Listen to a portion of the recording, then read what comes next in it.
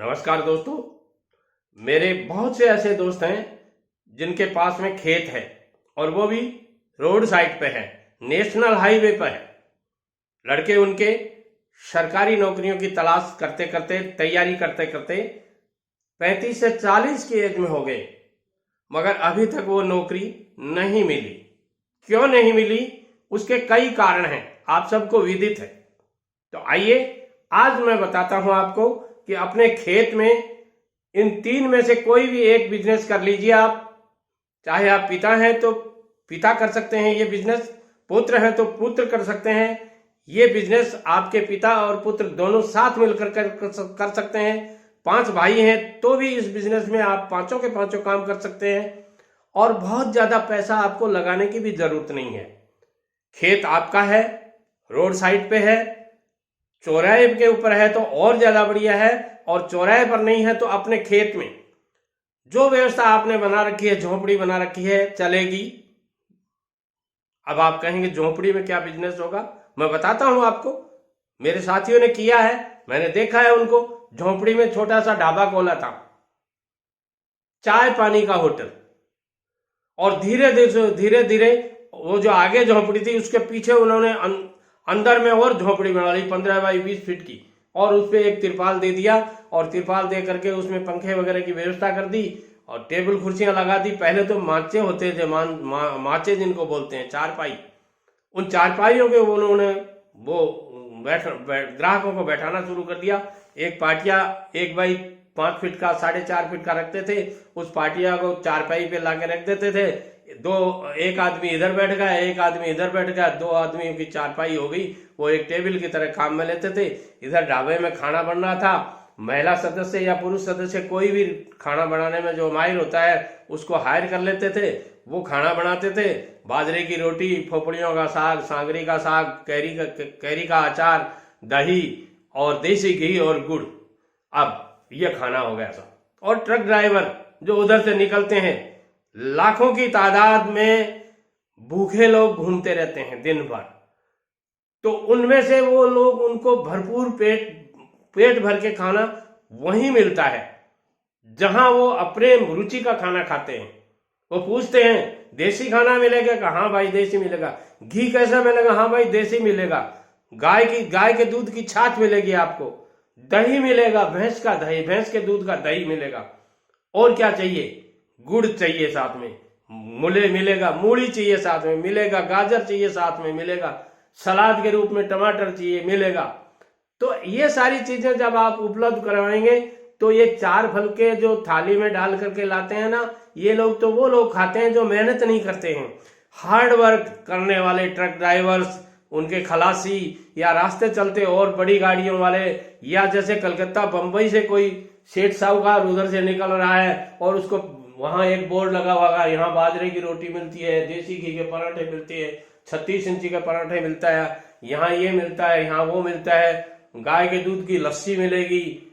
तो ऐसे बोर्ड जब लगे हुए देखते हैं तो वो वहीं आके गाड़ी रोकते हैं, क्योंकि उन्होंने कभी देखा ही नहीं सांगरी का साग कैसा होता है। उनके बच्चों को 15-15 वर्ष के बच्चे हो गए, कलकत्ता जैसी जगह में रहते हैं, वहां सांगरी का साग, और सांगरी के साग भी उसके साथ में कैरिया मिला करके ऐसे सब्जियां बनाइए आप कि ये बिजनेस आपका वर्षों तक चलने लग जाएगा। और बाद में जब ये बड़ा हो जाएगा तो आप इसको एक बड़ा होटल का रूप दे सकते हैं। बहुत बड़े 24 आवर चलने वाला बिजनेस बता रहा हूं आपको। आप कहेंगे दादाजी ये क्या बिजनेस बताया? अरे बेटे एक बार करके देख लो, जिंदगी संवर जाएगी। और जिन लोगों ने इन बिजनेस को किया है, थोड़े से शुरू करके, जैसे आपके पास व्यवस्था है वैसी व्यवस्था में शुरू कर दीजिए, ग्राहक आने लग जाएंगे। जैसी व्यवस्था रखोगे वैसे ही ग्राहक आएंगे, ये बात सही है।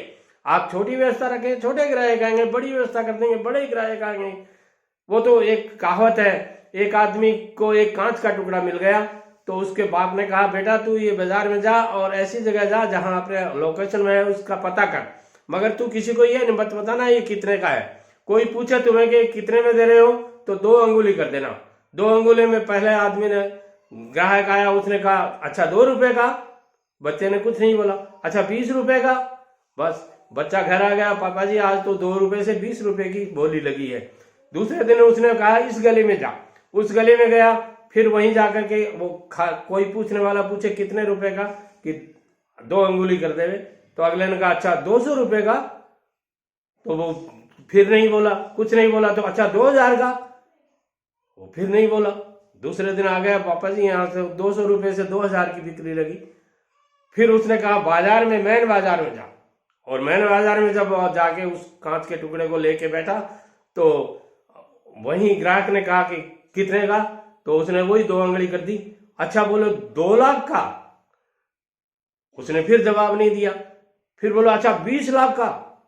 तो शाम को आया घर, बोलो पापा जी आज तो इसकी 2 लाख से 20 लाख के अंदर बोली लग गई। बोले अब ऐसा कर, बॉम्बे जैसे शहर में जा।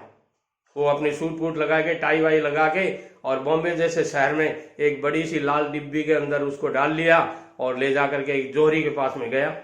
और जोहरी ने पूछा कितने का दे रहे हो, तो उसने वही 2 अंगली कर दी। तो उसने कहा 2 करोड़ का, तो फिर नहीं बोला। फिर उसने कहा 20 करोड़ का। तो उसने अपने पापा को फोन किया, पापा जी 20 करोड़ रुपए लग गए। पापा ने कहा बेचा। देखिए दोस्तों, बात यहीं आके आती है कि आप कैसी लोकेलिटी में रहते हैं, कैसे बिजनेस करते हैं, कैसे आपको कमाना आता है और किस तरीके से आप बिजनेस करते हैं। आप छोटी जगह में छोटा बिजनेस करेंगे तो वहां 2-5 लाख रुपए से शुरू हो जाता है। बड़ी जगह में आप बड़ा बिजनेस करेंगे तो वहां करोड़ों रुपए भी लग सकते हैं। अब बात आती है कि खेत के किनारे, रोड के ऊपर दूसरा बिजनेस कौन सा करें। जी हाँ दोस्तों, दूसरा बिजनेस आपका खेत चौराहे के ऊपर है, आपके शहर से 5 किलोमीटर दूर है और आपके उधर आसपास में 20 गांव हैं, 20-30 गांव उधर से उसी रोड से आते हैं। तो वहां पर एक पत्थर चौके का गोला कर लीजिए। पत्थर चौका जिसमें गिट्टी, बजरी, पत्थर, ईंट, ग्रिट, सैंड जिनको बोलते हैं, साथ में सीमेंट, ऐसा यदि व्यवस्था आप अपने, खेत तो आपका है, जगह की कोई प्रॉब्लम नहीं है।